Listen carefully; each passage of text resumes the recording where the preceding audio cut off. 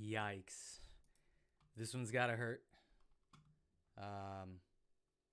My thoughts, obviously, condolences goes out to No Kiwi 4774. I tend to not really care too much about these online forums, though applying to college is pretty interesting to go through. I'm talking about other things like Missy USA and some of the things I've read online that I feel become more echo chambers than basis of experience and data. But this one really stood out to me, and it made me realize like I should probably start a series of shorter clips to cover some of these more niche but still relevant to almost every high school student type of issues. So this one's about teacher recommendations, and I think I'd begin the story of this by saying I've heard so many instances of parents and students that knew of a teacher that was famous for writing a good letter of rec. Oh man, if he gets you to write a letter of rec, he'll get you into any college, things like that. He's very famous and has a strict regimen. You have to send him a 5-page write-up by September or as a junior before even the summer starts, that kind of thing. And usually when a teacher has those high kinds of accolades or a reputation behind it, parents and students tend to gravitate towards them.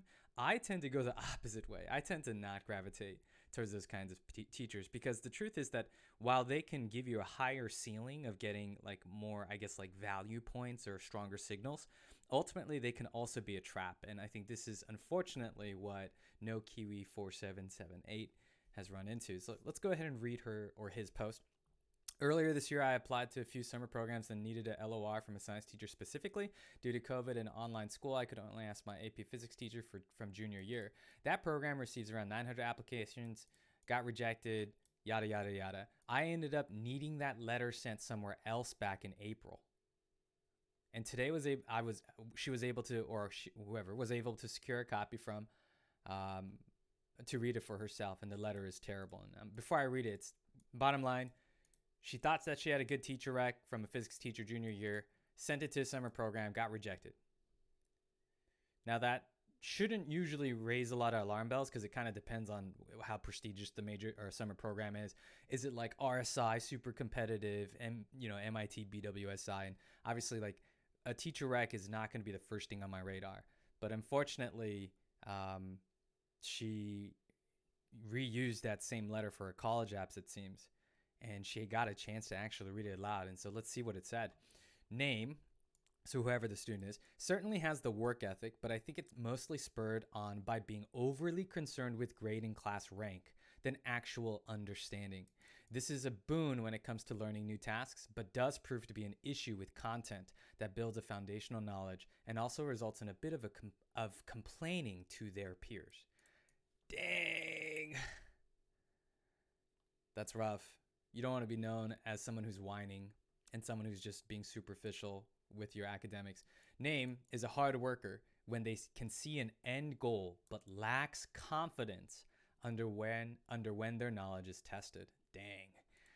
So this is not good, guys. The summer program was geared towards research, and my recommender included this. Compared to Name peers, Name is more of a standout in academics, but needs more practical knowledge. In a lab setting, Name would need initial instructions for the task at hand and is a little apprehensive in free-form inquiry-based labs. And so she thinks that she got a really bad letter. To a certain degree, I'd agree with her. I literally started crying when I read this. I have no clue if my recommender has changed it since January when they wrote it. I've already submitted it to 3 target reach schools. I know to ask for a new recommender now, but I feel like I've lost any chance at all the schools I've already submitted to.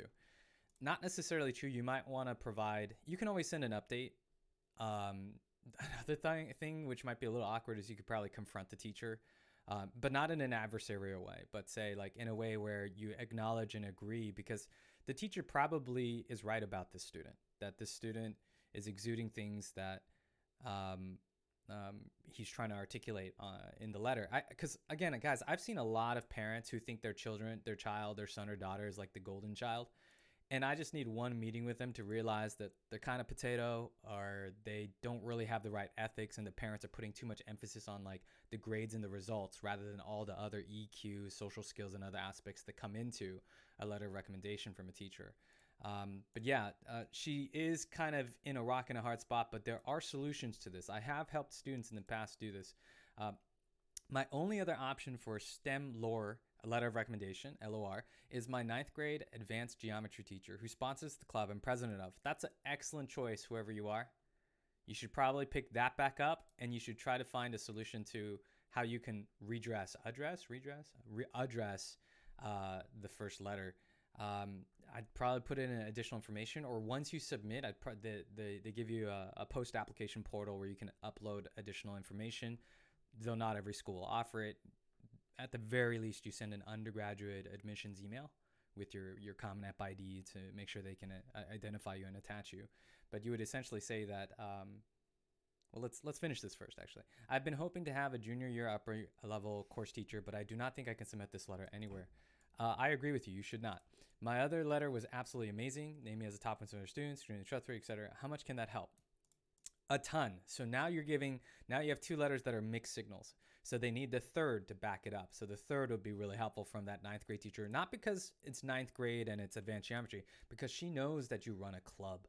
And if you've been really active and strong in that club, that's a really good way to counterbalance that one negative letter. How much can that help? I feel like I have no chance at places I've already submitted to. You still have a chance, kiddo. You still got a chance. You just gotta, it's just another gut punch, and you gotta learn to grit through it and be smart about it. So like I said, you should be making, if you know that you got a bad letter of recommendation, there's ways where you can provide additional context.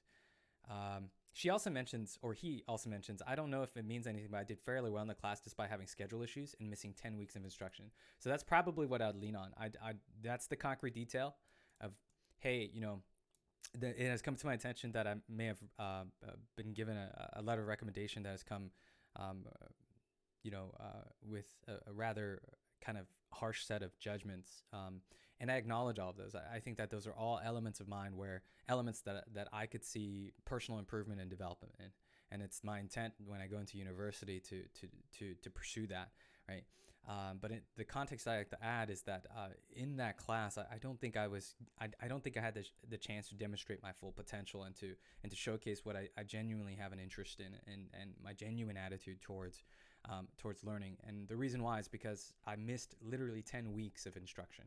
And that put me on the back foot where I was just constantly grinding or constantly having to kind of be in catch-up mode. And I think that led to a negative perception. It would be, a great blah, blah, blah if I could then submit this additional letter and then present the extra letter from the ninth grade STEM club president thingy. But yeah, why am I pointing to this? This just immediately told me or brought out to me my experiences of doing this over a decade and a half, almost 2 decades now. Don't go for the super famous teacher. Like she would have completely avoided this, or he would have completely avoided this if she just took like an ordinary middle of the pack teacher who was just happy and smiled at you all the time and was willing to write a good letter for you because you got an A in the class, right? Like that would be. Don't go chasing these teachers that carry themselves with a reputation for writing letters, because the truth is that their letters are actually very good. I want you guys to think about this from an admission officer's point of view. The admission officers love to get letters like this because it's honest and it's genuine. It's not that any of that fluffy BS of this is one of the best students I've come across and blah, blah, blah. She's so sweet and amazing. It's not like that, right? It's very pros and cons. The irony, guys, is this letter of recommendation. Here's the biggest irony of this. This letter of recommendation could have easily turned into one of the best letters of recommendations ever, because this teacher could have started off with very blunt pros and cons and then added 2 more paragraphs at the bottom of this. Like after this, with that being said, she's a strong learner and she would do well. I think she would be ideal out of all the students I've met this year and in subsequent previous years that I could recall. She would be the student that if was given a top 5, a top 10 education, will then, she can then be channeled in a way that can unlock a tremendous amount of potential. So despite all these shortcomings are things that by going to a top tier school that she wants to can be resolved. Like the letter of rec could add those extra elements at the end. The letter of recommendation could have also added the extra difference. Like I thought of all of this without the context of realizing that she missed 10 weeks of instruction. and that she had schedules because you're super busy with a science Olympiad this and being the president of that. And in that context, I've come to understand like she needs she to not to give her the opportunity. Like this could have been actually a letter rec that's honest and objective, which would have immediately captured the reader's attention, because these are the types of things that really truly um, um, the super fluffy ones, they just glaze through. But these, they're paying attention to. The admission readers love to get these. Okay. I love writing super honestly and genuinely like this, but then twisting it at the end to showcase, like, give this girl a chance, give this student a chance, because all of these shortcomings, they're peanuts in comparison to the true potential that I see she's capable of. And she just needs that opportunity, that mentorship. And I think a higher institution that's well-rounded, interdisciplinary, focused on academic as well as like worldly growth would really unlock her and make her a true leader of her generation. Like if that had that extra ending at the end, that would have been a killer. That would have been amazing. But yeah, letter of recommendations. Be careful about them. I tend to just ask students to play it safe rather than chase the celebrity teacher who writes.